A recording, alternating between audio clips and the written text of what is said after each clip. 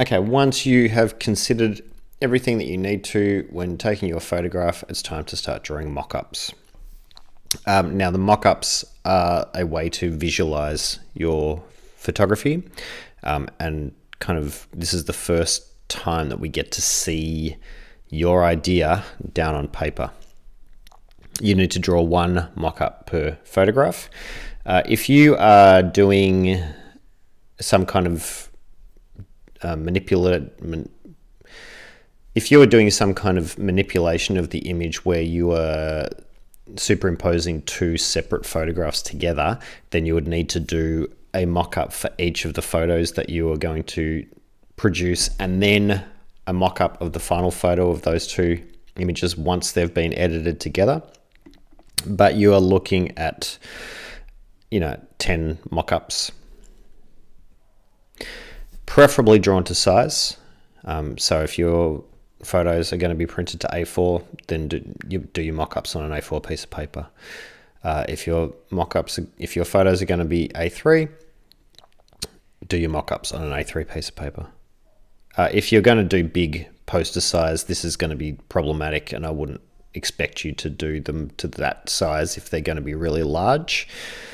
But certainly you need to keep the same aspect ratio of what your photos are going to be.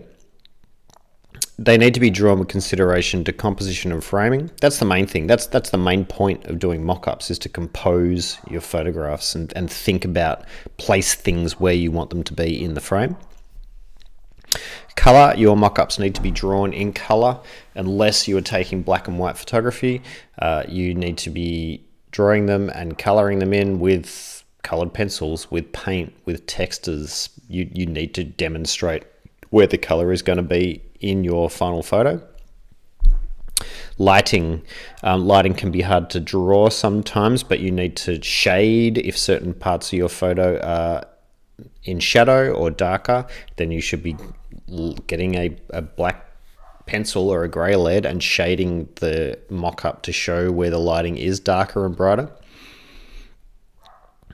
You need to consider the equipment that you're going to use, and as well as drawing the mock-up, you are going to be listing a lot of the stuff that you're going to be using.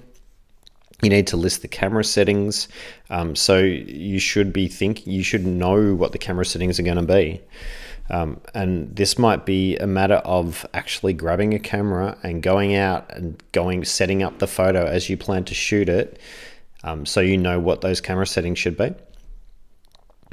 Aspect ratio and orientation. Your mock-ups should be of the same aspect ratio and orientation of what the finished photo is going to be.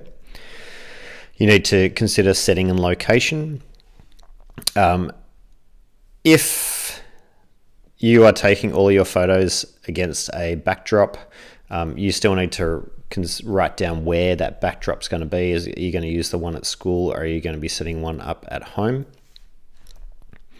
At mise-en-scène, you need to think about costume, you need to think about props, you need to think about hair and makeup, you need to think about anything that is in the background of the photo.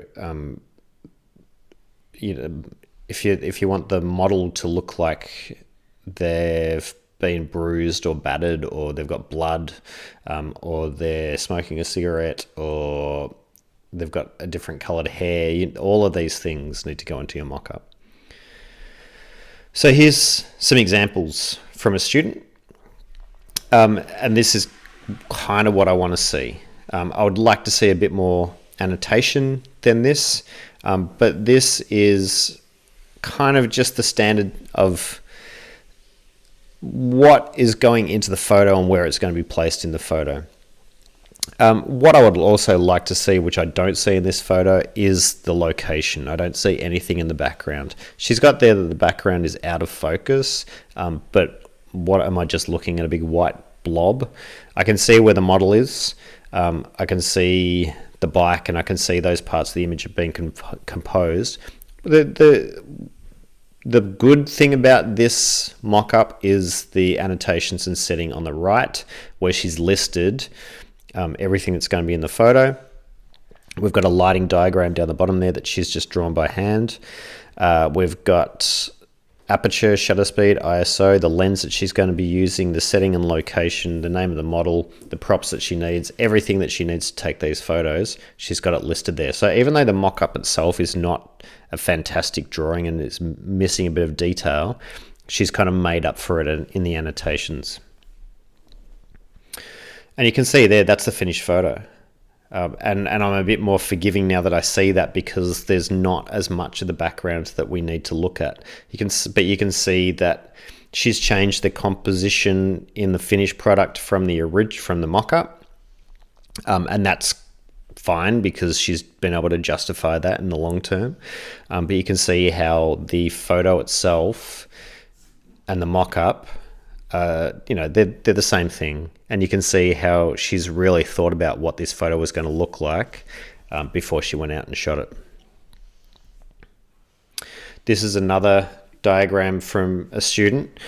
You can see there that she's done really well to annotate. It's not a terrible drawing. It's a good drawing. It's enough. She probably could have shown the lighting a little bit better there, but she's made up for it again in her annotations. So she's listed everything that she needs. The backs, she's even got the volume of each light that she's going to be using. She's got all the camera settings, the white balance of the camera, everything that she needs to be able to take that photo. So I should be able to take these mock-ups and these annotations and go out and take these photos exactly as you plan to do it. And you can see there, that's the finished result, and they're pretty similar. So just some tips for doing mock-ups. Now, if you're not a great drawer, that's fine. You can always go out and take the photo that you plan to take, even if you do that by using your phone, and then put it on a screen, put it on an iPad and trace it, or print it out if you want it to be the same size as the photo that you plan to take, and trace it. I realize that people aren't fantastic drawers. I realize that, but you still need to be able to get your idea down on paper. I'm not expecting a work of art, but I do expect something that makes sense, and it's something that I can look at and understand what you're trying to get across. And if you're not a great drawer, rely on your annotations. Use arrows and writing to demonstrate each element of your photo. Try to get it down best you can, but if not, annotate. You can't have too many annotations. The one thing, if you're taking photos of people, the first thing when I'm doing mock-ups, the first thing I do is draw their heads and think about how much space I want their head to take up in the photo.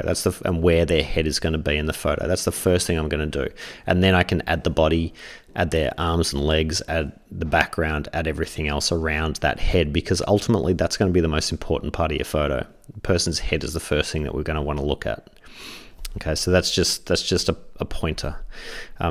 I don't ever want to hear, but I'm not a good drawer as an excuse, because it's just something that you have to work around. Once you've done your mock-ups, scan them. They can get lost, they can get destroyed. Just scan them, and there's an app that you can download for your phone called Cam Scanner. Don't just take a photo and give me a photo of a piece of paper on a table. I want to see the image itself should be the image itself. I don't want to see a photo of a drawing. I want to see a scanned drawing. So you can use the printers at school to do that, or you can use your phone.